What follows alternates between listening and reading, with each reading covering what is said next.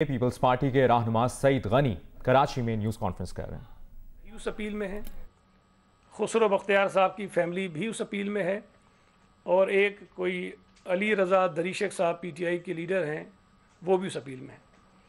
एक तरफ वज़ीर आज़म कहते हैं कि हमारी हुकूमत जो है वो माफियाज के ख़िलाफ़ है और हमने कमीशन बनाया और हमने ये कुछ कर दिया, बड़ा उसका क्रेडिट लेते हैं।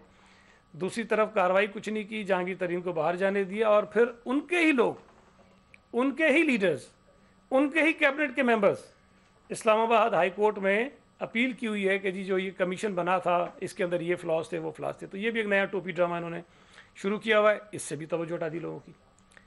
डॉलर की कीमत इतनी बढ़ गई, उससे तवज्जो हटा दी लोगों की। पंजाब में गंदम का शदीद तरीन बहरान है। जिस गंदम की बोरी की कीमत पंजाब की अपनी हुकूमत ने 800 कुछ रुपए रखी हुई है, वो 1100 से ऊपर में मिल रही है पंजाब में। उससे लोगों की तवज्जो हटा दी। और पंजाब में गंदम की बहरान की वजह से इम्कान है कि हमारे यहाँ भी डिस्टेबलाइज हो सकती है सूरत हाल। अल्लाह का शुक्र है अभी तक चीज़ें ठीक है, हमारे पास कोई प्रॉब्लम नहीं है।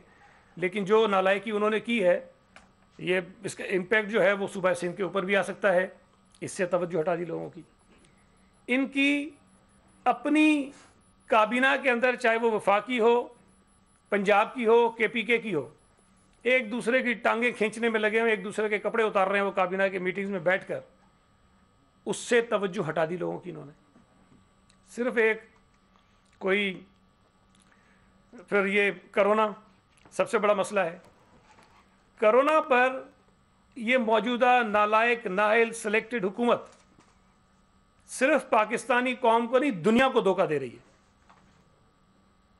और इन्होंने टेस्ट खत्म कर दिए, तकरीबन आधे से भी कम पर लेकर आ गए और कहते हैं कि जी हमारा जो है ना वो कर्व फ्लैट होना शुरू हो गई है। भाई तुम कल टेस्ट जीरो पे लेके आ जाओ, कर्व जमीन पे आ जाएगी, जीरो हो जाएगा पाकिस्तान में कोरोना। आप टेस्ट करना छोड़ दें। इन्होंने टेस्ट करना कम कर दिए हैं और उसके नतीजे में ये पूरी कौम को, पूरी दुनिया को ये बता रहे हैं कि कोरोना हमारे कंट्रोल में आ गया। ये ट्रंप ने कहा था ना कि भाई वो आप टेस्ट करना छोड़ दें, हालात ठीक हो जाएंगे। तो ये हम कहते हैं कि ट्रंप में और उनमें कोई फ़र्क नहीं है। एक ही सोच, एक ही मिजाज, एक ही तरीका वारदात है।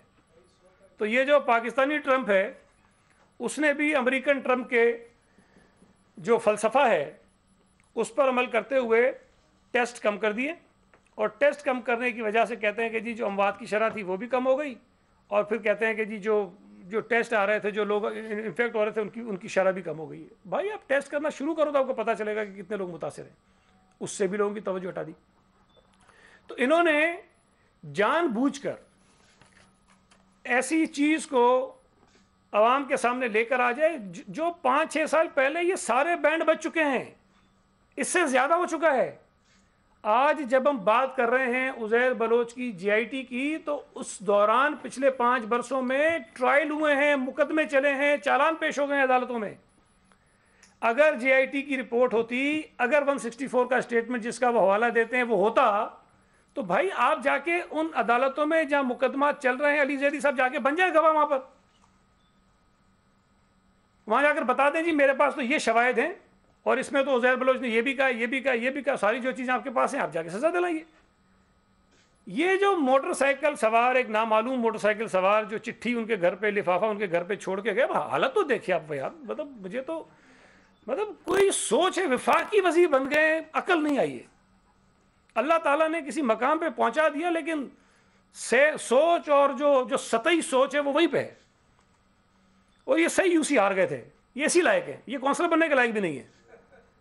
एमएनए बना दिए गए, इस कौम पे मुसलत कर दिए गए, लेकिन तमाशा बनाया हुआ पूरी कौम का, पूरी मुल्क का। इन्होंने 164 का स्टेटमेंट उज़ैर बलोच का है, जिसको ये खुद कहते हैं कि दहशतगर्द है, कातिल है, ये खुद कहते हैं, बड़े धड़ल्ले से कहते हैं कि उज़ैर बलोच दहशतगर्द है, उसने ये कहा है। मैं एक 164 का आज आपके सामने स्टेटमेंट लेकर आया हूँ, पढ़ता हूँ मैं आपके सामने। छोटा सा है, किसी दहशतगर्द का नहीं है। एक साहब हैं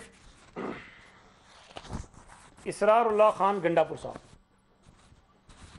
और ये जो इसरारुल्लाह खान गंडापुर साहब थे, ये पीटीआई के एमपीए थे। वो खुदकुश धमाके में शहीद हो गए और उनके साथ 7 और अफराद भी शहीद हुए और 13 अफराद जख्मी हुए। खुदकुश धमाका हुआ था, ये बात ध्यान में रखें। उस मुकदमे में इसरारुल्लाह गंडापुर साहब के भाई ने 164 का स्टेटमेंट दिया है और ये दहशतगर्द नहीं है जिसका ये स्टेटमेंट है, जिसके लिए हम कहें कि जी ये तो बड़ा वो था इसने बयान दे दिया। ये पीटीआई के एमपीए का भाई है और वो अपने 164 के स्टेटमेंट में ये कहता है, मैं थोड़ा सा मुख्त कर लेता हूं ताकि आपका वो टाइम बचे, ज़्यादा लंबा नहीं है। वो कहता है कि ये धमाका हुआ जिसमें 7 अफराद शहीद हुए, 13 अफराद जख्मी हुए। इस दौरान मैं मुसलसल मुल्ज़मान तक पहुंचने और इनकी तलाशी में लगा रहा और लोकल पुलिस भी इस तगोदो में लगी रही।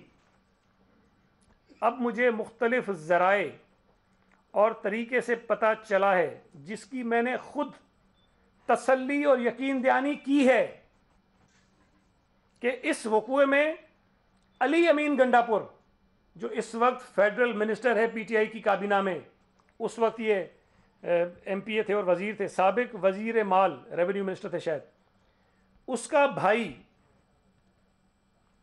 उमर अमीन तहसील नाजिम वल्द मेचर रिटायर्ड अमीनुल्लाह गंडापुर और मुसम्मी जाहिदुर रहमान वल्द अब्दुल रहमान मुलविस हैं, जिन्होंने बतौर सियासी दहशतगर्द किरदार अदा करते हुए वक़्वे बाला की प्लानिंग की और मुकम्मल तौर पर फाइनेंसिंग की और बतौर सहूलतकार अपना किरदार अदा किया। वक़्वे बाला का मकसद मुल्ज़िमान बाला ने अपनी नापाक सियासत का रास्ता साफ करना था। मैं बतौर ब्रादर शहीद इसरारुल्लाह खान गंडापुर मुल्ज़िमान बाला अली अमीन, उमर अमीन और जाहिदुर रहमान पर दावा करता हूँ। ये 164 का बयान किसी दहशतगर्द का नहीं है, कातिल का नहीं है, चोर का नहीं है, बदनाम ज़मान आदमी का नहीं है, पीटीआई के अपने एमपीए के भाई का है जो उसने अदालत के सामने रिकॉर्ड करवाया है।